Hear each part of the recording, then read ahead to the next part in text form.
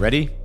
Here are the facts, bro. Men, we find women attractive primarily based on their looks, right? That's what we optimize for in a partner. And because of that, a lot of us have this internal bias and we think that we need to become more attractive to get attention from the women that we want. Instead, it is important to understand how to become more desirable to women, how to make them crave us on a deeper level, not just think that we're attractive or cute. And that's the reason that when you spot a super hot girl, whether it's on Instagram or out at the gym or the restaurant, and she's with her boyfriend or her husband, he is almost never a pretty boy. No, instead he is optimized for the following factors. Number one, the hunter-gatherer. So for basically all of human existence up until recently, communities relied on men to go out and hunt and gather the food so that they could survive. And this kind of helps explain the biological differences between men and women. Men would go out and hunt, women would birth the children and maintain the home. Now, obviously we're living in the year 2023 where women can do whatever the fuck they want to do, right? But even if you ask a modern woman, 9 out of 10 of them are going to tell you that they want a man who they can feel safe and secure with. They want a man who can protect and provide. Even decades of feminist programming can't change this shit. Now, the question becomes, how do you immediately convey this type of energy when you first meet a girl? Because this is going to trigger a lot deeper level of attraction than just being a hot guy. Well, aside from being physically fit and learning how to fight, which are important, there is something else you can do that any guy can do to immediately make this happen. All you have to do is become the type of guy who makes the first move quickly and then continues to escalate things from there. And that means that you no longer can have this mindset of, man, I wish I could just meet, the perfect girl. All I need to meet is one girl, bro. If it could be a friend of a friend or, the next girl I match with on dating apps, I'm just tired of doing this whole dating thing and facing rejection. You can't keep thinking like that, bro. That is literally the mindset that's making you unattractive. Because when you approach the girl and then you quickly schedule the date, you don't waste a bunch of time texting, and then you escalate things physically on the date as well. Guess what? Not only do those things make you seem more confident because you could approach and the other guy couldn't approach, it is a lot fucking deeper than that. It makes the woman understand immediately that you are the type of man who is a leader. You are the type of man who can protect and provide. You can even take a more feminine looking guy who's not that smooth with his words, he's kind of nerdy and uncomfortable, but if he does this, it's immediately gonna make him desirable to a lot of women. Number 2, kill the bitch voice. So ready, we're gonna do something. I'm gonna start to breathe just from my throat here, and I'm gonna start to not project my voice. I'm gonna start to talk only as if I was talking to the laptop here. And how does this make me start to seem? And maybe I also become a little bit fidgety. I can't hold eye contact, and I'm kind of talking like this. I almost starts to feel like I have this weird voice. I meet guys who speak like this all the fucking time. I used to speak like this in my past. Hey, what's up, guys? When you speak like this, it doesn't matter how smooth you are with the words you say. You could say the perfect thing at the perfect time, make the move at the perfect time. But I always get the chai tea latte. You're still gonna seem like a little bitch boy. Like how girls feel when they're in your presence, that is a whole lot more important than how you physically look. And that's why it's very important to fix your voice. And it's not that difficult actually to do it. It takes a lot of practice and a lot of awareness. But first you have to get used to breathing from your belly. When you breathe in, you can hold your hands like this on your belly, and you should feel your belly expand and contract. That is teaching your body to breathe with your full diaphragm. Most of us, we don't think about it, and we just breathe like this from our neck or maybe from our chest.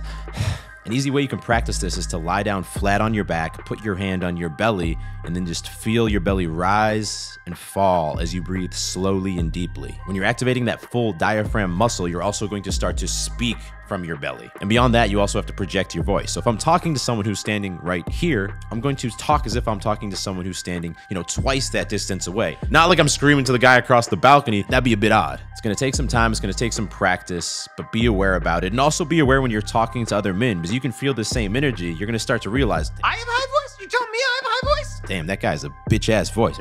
There's no one right answer for any man. Damn, that guy's got a boss voice. Now look, these next few tips are extremely powerful in helping you be immediately desirable to a girl. But what you have to realize is if you don't understand how to operate and move things forward, even if a girl likes you at first, you will always fucking lose the girl. I'm sure a lot of y'all have experienced this. You've met a girl who seems like she's into you, and then she goes cold. And that's why I want to let you know that I am here to help you with my Beast Dating coaching program. For the program, I'd only been on one date in my entire life. I had next to zero experience across the board. But after having been in the program for some time, I've been on probably almost 30 dates. I've had weeks where it's been 2 to 3 dates a week.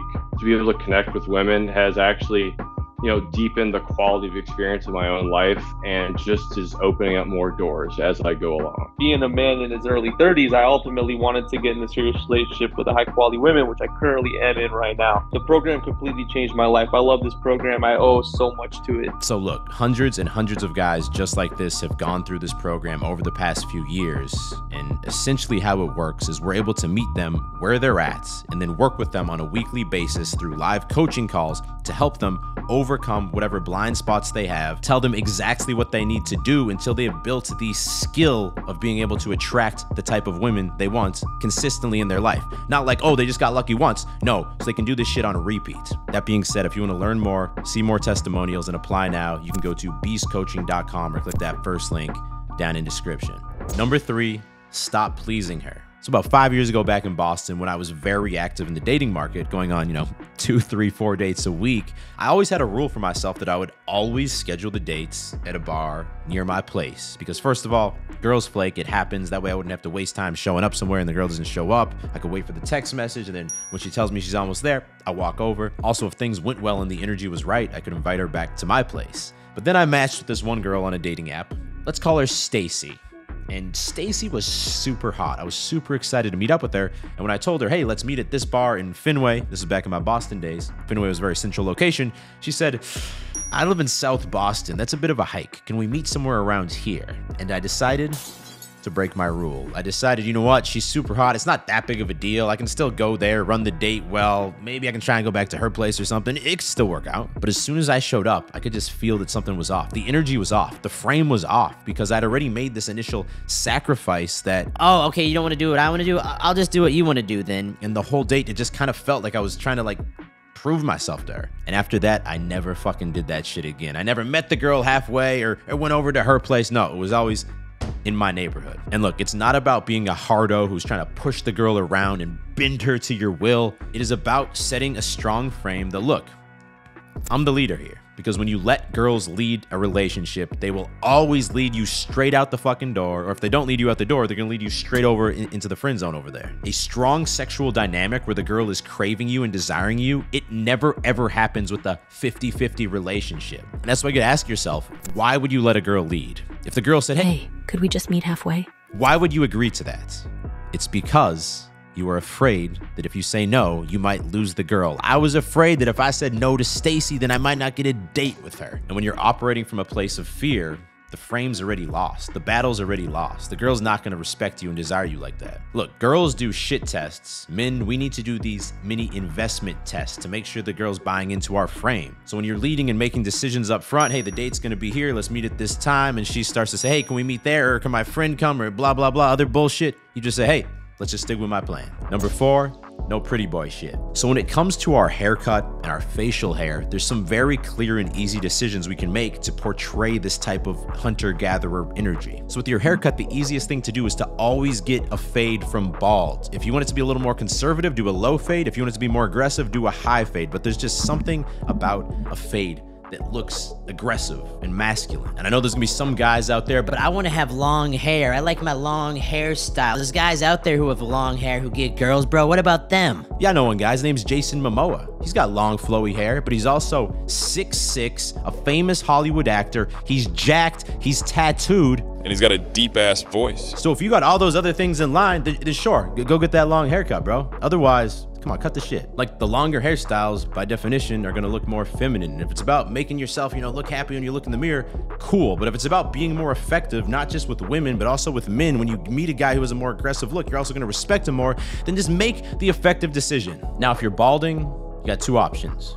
Get a hair transplant or just shave that shit off. There's nothing that screams like weak old man senile energy than a guy who has, I'm not talking about like a little bit of receding hairline, but you have like a really recessive balding starting to happen and you're holding on to those last hairs. Women don't think the old man senile energy is gonna protect them and provide for them. And of course, balding's normal. There's nothing to be ashamed of if you're balding. The point is just to own it like a man or get a hair transplant. Now with facial hair, if you're clean shaven completely, that makes you look younger and more innocent, the opposite of someone who can protect and provide. And obviously, if you're someone who just can't grow facial hair, well, you can try the minoxidil cream. I think a lot of people who have patchy hair that can help kind of, fill it in, make it look better. But if you can't grow any hair at all, that's fine, man. Not a big deal. At the end of the day, optimize all these other things and you're still gonna be good. But if you can grow facial hair, then just make the easy decision and grow it out. Personally, I like keeping it kind of a shorter beard like this, kind of faded in from the side there. I like that. Keep the neck clean. That helps bring out the jawline more, that contrast between the beard hair and your skin tones. If you want to do something longer, you can do that as well. I don't think it's going to be as optimal. Some women aren't going to be into that, but that still fits the bill of having that hunter-gatherer energy. And obviously, when it comes to your styling and your outfits, those should also be optimized to be a bit more aggressive and bring out your edge. That is why we created the clothing brand Edge Lifestyle, to help guys have,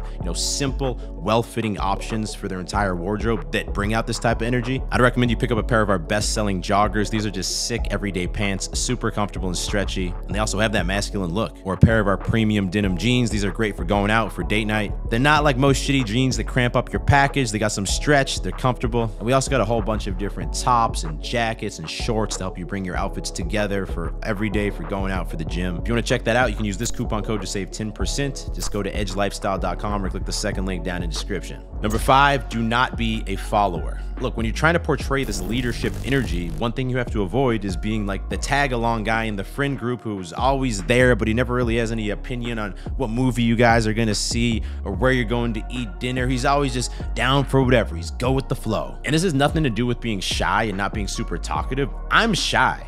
I don't really like big social settings, but I still have a fucking opinion about things. FOMO, the fear of missing out, always being afraid that if there's some social thing happening, you gotta be there, you might miss out. You kind of want to have the opposite energy of FOMO. I'm lucky that this one did come naturally to me, that growing up, whenever my friends were doing something or going somewhere that didn't seem exciting to me, I'd be like, all right, cool, you guys have a good night. I'm gonna go home and play video games, which might not have been the most, productive, healthy way to spend that time. But if you're someone who has the same type of tendency, understand that there is a strong, good habits and good mindset underneath it, that you don't need to be with other people to enjoy your time. That is the very core trait of a leader. Now look, I know something a lot of you probably struggle with is confidence in the bedroom and closing the deal, which is why I'd recommend you watch this video next. It is about how to have more sex if you suck with women. Click there to watch that now. If you're new to the channel, click down there to subscribe, as I drop 2 new videos every single week and you don't want to miss them. I will talk to you in the next video. Stay beastly.